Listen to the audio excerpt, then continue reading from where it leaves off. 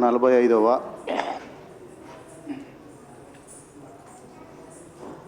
పెరియార్ ఈవి రామస్వామి నాయకర్ గారి 145వ జయంతి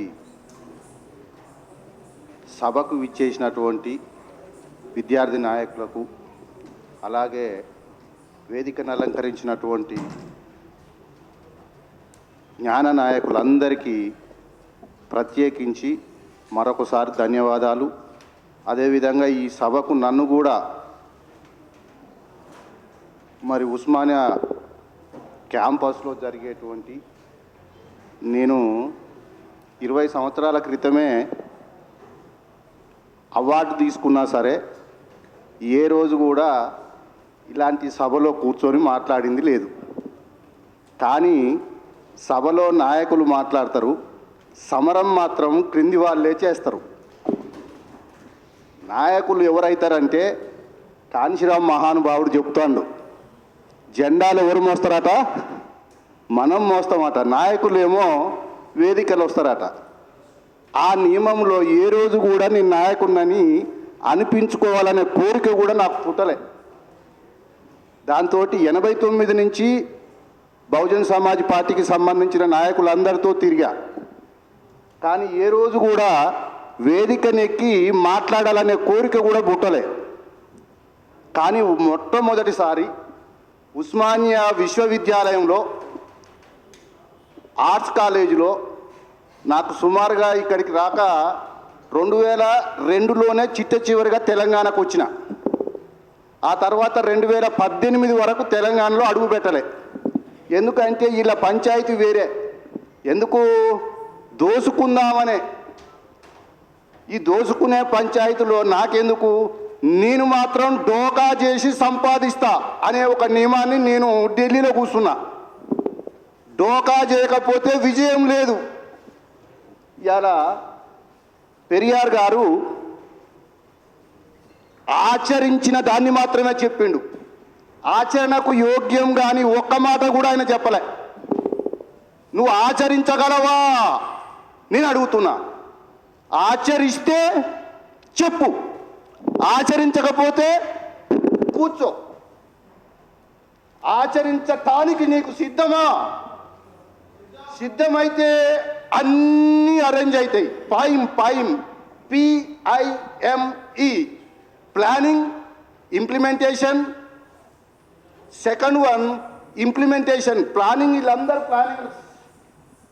ఇక్కడ ఉన్న భవిష్యత్ తరాలు అందరూ కూడా స్కాలర్లే, అంతా ప్లానింగే.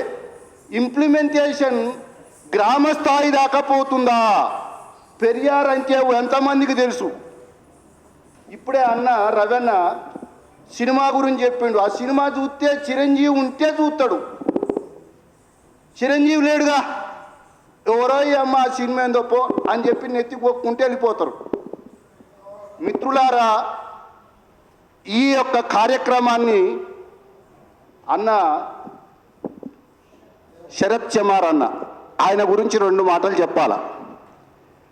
సుమారుగా ఒక 20 సంవత్సరాల క్రితం అనుకుంటా, 98లో ఒక మిత్రుడు నా కాడికి ఢిల్లీకి వచ్చిండు. నేను ఢిల్లీలో ఉన్నా. సుశీల్ కుమార్ షిండే అని పేరు తెలుసు, ఎంతమందికి తెలుసు ఇక్కడ? ఆయన మనకు హోమ్ మినిస్టర్ కూడా సెంట్రల్లో, ఆయనకు పిఏగా పనిచేసిన నేను ఒక 10 సంవత్సరాలు. ఆయన దగ్గర ఉండే రోజుల్లో ఆయన పవర్ మొత్తం కూడా వాస్తవంగా యూపీఏ పవరు ఆ రోజుల్లో దమ్ము చూపించగలిగేటువంటి పవర్, ఆయన పవర్ మినిస్టర్, విద్యుత్ శాఖ.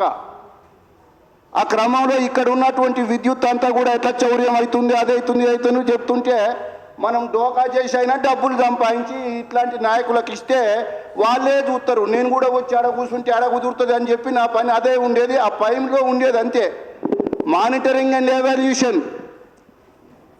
PIMEలో planning, implementation, monitoring and evaluation. అన్న సక్సెస్ ఆ మీటింగ్ అంటే 35 మార్క్స్ వచ్చినాయి అన్న అంటే పాస్, 50 మార్క్స్ వచ్చినాయి అన్న అంటే సెకండ్ క్లాస్, 70% మార్క్స్ వచ్చినాయి అంటే డిస్టింక్షన్. 100 మార్కులు వచ్చినటువంటి మీటింగ్ ఉందా? ఇప్పటి వరకు తెలంగాణలో ఎన్నో మీటింగులు జరిగినాయి, 100కు 100 మార్కులు వచ్చినాయా? ఎక్కడ రావు. 35 మార్కులు వస్తే పాస్, ఆ మీటింగ్ పాస్ అయినట్టే. కాబట్టి మనం ఇచ్చిన డబ్బులు ఏమైంది అని చెప్పి అడిగినప్పుడు 35 మార్కులు వచ్చినాయని నాకు చెప్తే మళ్ళా కొత్త చందాకు తయారవటమే. ఇలాంటి ఉద్యమాలే జరుగుతున్నాయి. ఎందుకంటే డాక్టర్ బాబాసాహెబ్ అంబేద్కర్ చెప్పిండు గుమస్తాగిరి చేసిరని. తర్వాత కాన్షిరామ్ మహానుభావుడు చెప్పిండు చెంచాగిరి అని ఒక పుస్తకమే రాసిండు. మరి మా గురుతుల్యులు కంచెలయ్య గారు ఎప్పుడు అంటుంటాడు, మీకు అందరికీ తెలిసే ఉన్నది, ఆయన అనే మాట ఏంటంటే కోవర్టులని. కోవర్టులు ఉన్నంత కాలం మన విషయాలు బయటికి పోతూనే ఉంటాయని. నేనంట ఎవరి దుకాణం వాందే ఉంది ఇవాళ. ఒక దుకాణంలోనే ఇంకో దుకాణం తయారు చేయటం. ఆ దుకాణాలు పెరిగిపోతున్నాయి తప్ప ఆ దుకాణదారులు చేసేటువంటి బిజినెస్ ఏంటంటే ఎవరికి వాడు సంపాదించుకుంటానికి ఈ మాటలన్నీ చెప్పడం, ఆత్మగౌరవం అని అదని ఇదని ఇదని అదని అదని. కానీ ఎంతమంది ఆచరిస్తున్నారు? ఆచరించినటువంటి ఒక వ్యక్తి నాకు ఈరోజు కండ్ల ముందు కనపడుతుండు. ఆయనే శరత్ చమార్. ఆయనను గౌరవించే నేను ఈ యొక్క విశ్వవిద్యాలయం ఆ కార్యక్రమానికి రావాలని చెప్పేసి అని నన్ను పురికొల్పిన వ్యక్తి మాత్రం దర్శనే. అసలు నేను మీటింగ్లకు రావడమే బంద్ చేసిన. ఎవరికన్నా డబ్బులు ఇవ్వాలంటే కూడా దండం పెడతారని ఆయన నా కాడికి రాకురని చెప్పిన. నా దగ్గర డబ్బులు తీసుకున్నటువంటి సంఘమే లేదు తెలంగాణలో. అన్ని డబ్బులు నేను పంచిన. ఎక్కడో భారతదేశం అవతల డబ్బులు పట్టుకొచ్చి భారతదేశంలో డబ్బులు ఇచ్చిన. నేను ఇచ్చిన అని చెప్తే ఇంకోడేమటొస్తాడని నేను ఇచ్చిన అని కూడా చెప్పకని దండం పెట్టిన. మిత్రులారా, ఈ క్రమంలో దర్శన్ కూడా ఒక మాట నాతో చెప్పిండు. అన్న ఓకే 2 నిమిషాలు అయితే చిట్టి పైకి రాకముందే నేను ముగిస్తా. చిట్టీలు పైకి రావడం 2 రకాలు. ఒకటేమో వాళ్ళతో మాట్లాడనీకి, ఇంకోటేమో నన్ను బయటికి పంపనీకి. ఈ బయటికి పంపముందే ముగిస్తా. మిత్రుడు దర్శను ఒక మాట చెప్పిండు, అన్న నువ్వు తప్పకుండా రా అని చెప్పి. ఎందుకన్నా వచ్చి ఏం చేయను అని చెప్పిన. ఒక మాట చెప్పి పోదు అన్న అన్నాడు. నేను ఒకటే మాట ఏం చెప్పాలనుకుంటున్నా అంటే, మిత్రులారా ఆచరించడానికి ప్రయత్నం చేయండి, అన్నీ అరేంజ్ అవుతాయి. ఆచరించకపోతే ఇప్పుడు ఆయన పెరియారు ఆచరించిండు. ఒక్కరోజు కూడా నాకు తెలిసి ఏ పుస్తకంలోనైనా కొబ్బరికాయ కొట్టలే, ఏ దేవుని కాడికి పోలే. ఆయన శాస్త్రీయత లేకుండా మాట్లాడలే. శాస్త్రీయ భావం ఆయన చదువుకున్న 6వ తరగతే ఆయన శాస్త్రీయ భావాజాలాన్ని ఆయన ఇంజెక్షన్ చేసుకోగలిగిండు.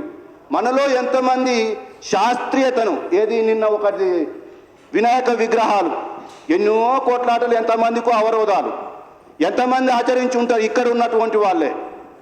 మిత్రులారా, ఆచరించగలిగితే పెరియార్ని స్మరించండి. ఆచరించలేకపోతే పెరియార్కు దండం పెట్టి నాయన నా బతుకు నేను బతుకుతా అని చెప్పండి. ఈ విధంగా ఇక్కడ ఉన్నటువంటి వాళ్ళంతా కుర్రవాళ్ళే. నేను వయసు దాటిపోయింది. నెక్స్ట్ జనరేషన్ మాది మీదే. మీకు చెప్పగలిగేది ఏంటంటే ఆచరించండి. ఆచరించి మీరు చెప్పడానికి ముందుకు రండి, అనేకులకు తెలియజేయండి. జై Bhim. Thank you very much.